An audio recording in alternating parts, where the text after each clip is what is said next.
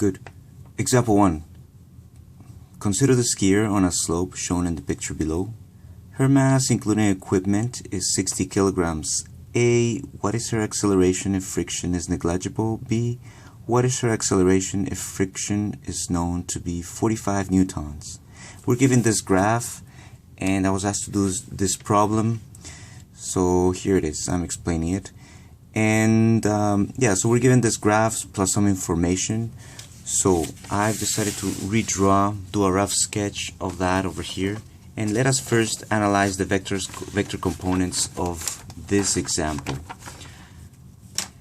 Okay, so first we know that, okay, well, I didn't draw the skier here, but this dot over here represents the skier, and we know that it has a mass of 60 kilograms, which we're going to need later on.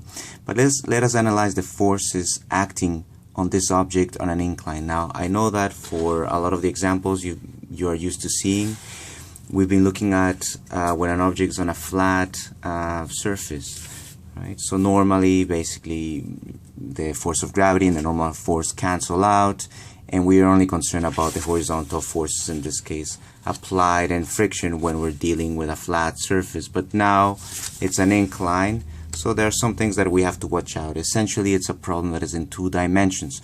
So let's look. First, we know that there's a force that acts on this object and is always perpendicular to the surface on which the object is resting, and that we normally know as the normal force. So let's just redraw it right here, and we're going to call it Fn.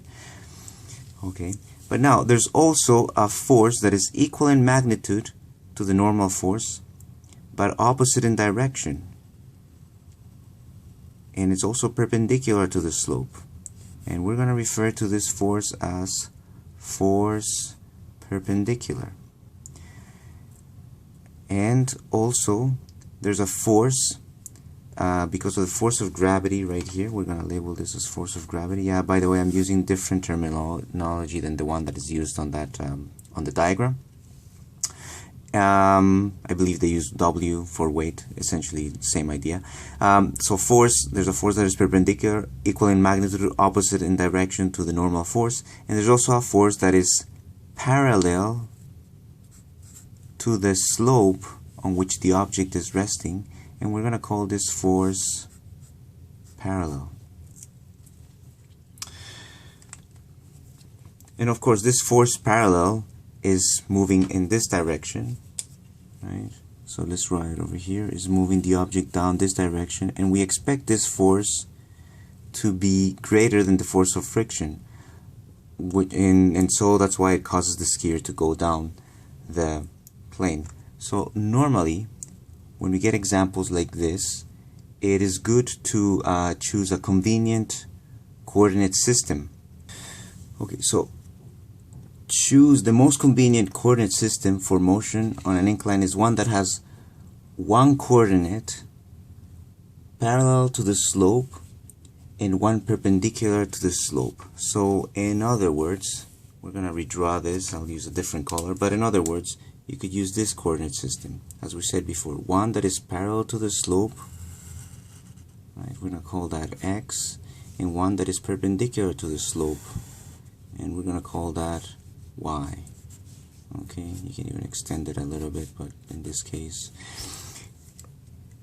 So once we have these, then it's important to figure out a number of other things too. Also, they're giving us this information right here, which is, we know, is 25 degrees.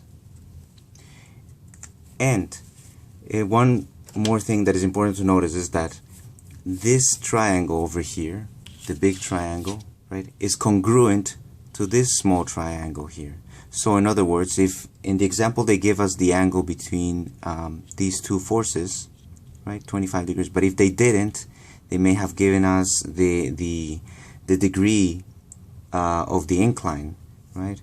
And if we set up our forces properly, we can figure out what this angle is.